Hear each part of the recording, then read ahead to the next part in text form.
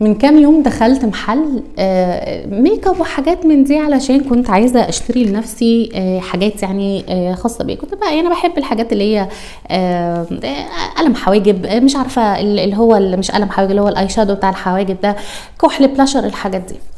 فدخلت، بس كان الدنيا الوقت متاخر شويه، فلقيت بنت. البنت اول ما شافتني بتقولي ها انت حضرتك عايزه ايه وكده، وكانت يعني كويسه معايا قوي يعني. فقلت لها عايزه قلم حواجب وعايزه بلاشر، ويعني قلت لها الحاجات اللي عايزاها. فجابت لي كده نوع، عايزه اقول لكم ان هو اقل ما يقال عليه ما تحطيهوش لعروس اللعبه بتاعتك. فقلت لها بس النوع ده يعني ده انقرض، يعني انا في نوع معين انا عايزاه ويعني احسن. فردت عليها رد غريب جدا، يعني بتقول لي ويعني هو هيبان، ما هو اي لون وخلاص، اي لون وخلاص. انا طبعا سمعت الكلمه دي، انا كان في ايزي بتاعت باودر كده، مش عارفه فتحتها ليه اصلا، وانا ما بستعملش الباودر خالص بفضل الله، كانت هتقع مني تتكسر، كنت هشيل ثمنها على الفاضي. فقلت لها لون وخلاص؟ لون وخلاص ايه يعني؟ انت اصلا قلتي الكلمه دي ازاي؟ فهي شايفاني ان هو انا بتكلم بهزار، بس انا منفعله، بس انا طريقتي ساعات بتبقى بتقلب بهزار. فبتقولي طب ما تزعليش قوي كده، خلاص هجيب لك اغلى حاجه. فقلت لها لا بس قولي لي يعني انت ليه قلتي كده يعني؟ قالت لي انا عشان انت لابسه نقاب يعني مش هتبصي للحاجات دي. خلوني بس هقول لكم على حاجه. مين قال لكم ان المنتقبات مش بيحطوا ميك اب ويحطوا برفيوم، بيروحوا الكوافير وبيحطوا مانيكير وبيعملوا حنه، مين قال لكم ان المنتقبه ما بتعملش كل الحاجات دي؟ عشان ما بتبانش. هو اصلا المفروض تبان. يعني انت دلوقتي لو انت رايحه تشتري حاجه ما تنفعش غير ان جوزك يشوفها، هل انت بتروحي لها المحل ده وانت لابساها وتقولي لها انا عايزه زي ده؟ اكيد لا، لان جوزك بس اللي بيشوفه.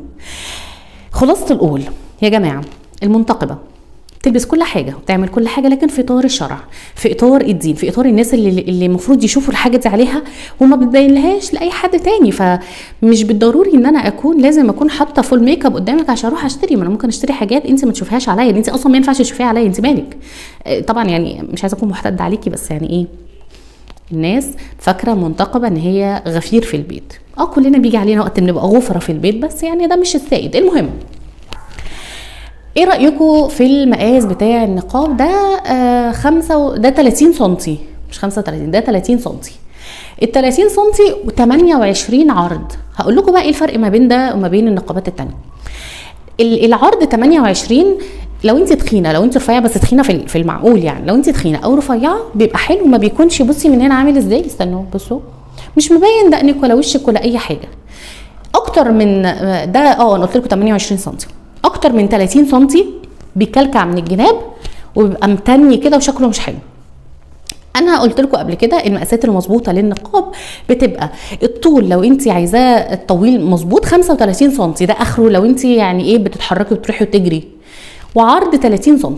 فلما تيجي حد يكون بيطلب مني في البراند يقول لي انا عايزه عرض 35 سم وطول 40 سم، ما عنديش مشكله في الطول، ان شاء الله تجيبيه 50 سم وراحتك، انا اصلا عندي كل المقاسات.